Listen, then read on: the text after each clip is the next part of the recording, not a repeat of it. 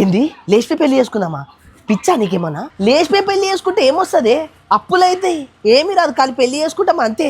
అదే ఇంట్లో నొప్పించి చేసుకున్నాం అనుకో, నీకు బంగారం వస్తుంది, బడి బాసాలు వస్తాయి, మనం తిరగనికే బండి వస్తుంది, మీ డాడీ ఇంకా మంచోడు అనుకో, మనకు కట్నం కూడా ఇస్తాడు. అదే లవ్ మ్యారేజ్ చేసుకున్నాం అనుకో, నూనె కుప్పుకు కూడా కుక్కలు కొట్లాడినట్టు కొట్లాడుకోవాలి మన ఇద్దరం.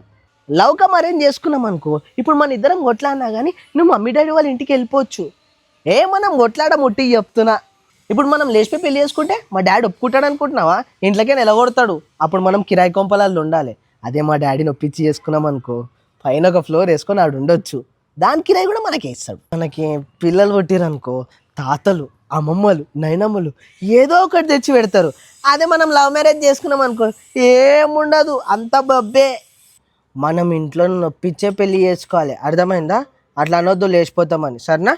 అమ్మా, జ్వరం ఉంటే చచ్చిపోతుండేరా నాయన, లేచిపోదామంటే లేచిపోదాం.